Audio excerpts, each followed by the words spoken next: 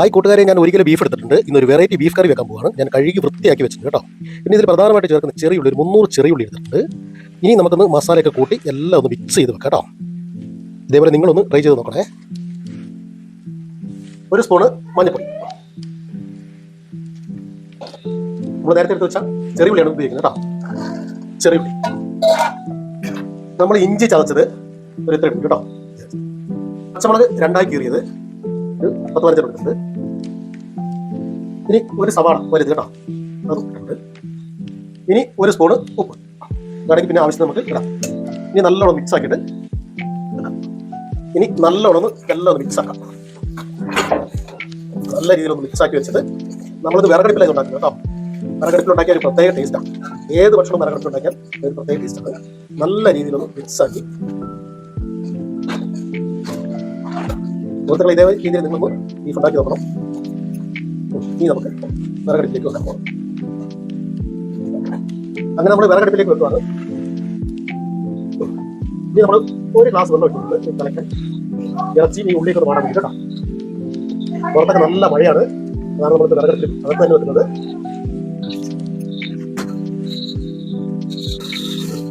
അപ്പൊ ബീഫ് അങ്ങനെ ഇരുന്ന് വേവുന്നുണ്ട്. കുറച്ചുകൂടെ ഒന്ന് വെള്ളം ഒന്ന് നല്ലോണം മതിയാവട്ടെ. വെളുത്തുള്ളിയൊക്കെ ഒന്ന് മാറ്റിയെടുക്കാം. കുറച്ച് വെളിച്ചെണ്ണ വയ്ക്കാം.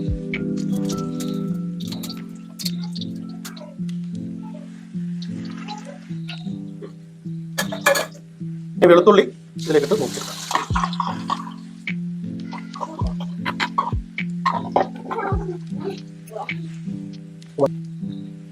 വെളുത്തുള്ളി ഒരു മഞ്ഞ കളറായി വരുന്നവരെ ഇങ്ങനെ നിറക്കി കൊടുക്കാം. 2 സ്പൂണ് മല്ലിപ്പൊടി, 2 സ്പൂണ് മല്ലിപ്പൊടി, 2 സ്പൂണ് മുളക് പൊടി. ഇനി നല്ല രീതിയിൽ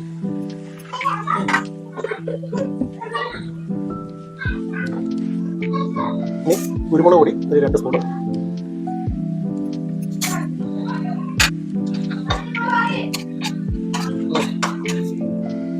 നമുക്ക് മസാലയൊന്ന് ഇടാം. നമ്മൾ തയ്യാറാക്കിയ മസാലയൊന്ന് ഇതിനകത്തേക്ക് ഇടാം.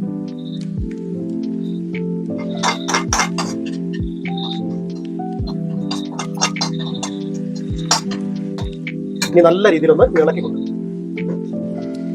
അപ്പോൾ നമ്മുടെ ബീഫ് ഏതാണ്ട് റെഡിയായിക്കൊണ്ടിരിക്കുന്നു. കുറച്ച് കറിവേപ്പില ഇട്ടിട്ടുണ്ട്, 1 സ്പൂൺ വെളിച്ചെണ്ണ ഒഴിച്ചിട്ടുണ്ട്. ഒന്നുകൂടെ ഒന്ന് ഫ്രൈ ആയിക്കോട്ടെ.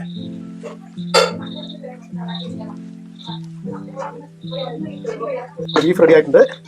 ഇനി നമുക്ക് ടേസ്റ്റ് ചെയ്യാൻ പോവാണ്. ഇനി കുറച്ച് മല്ലിയില ഇട്ട് കൊടുക്കാം.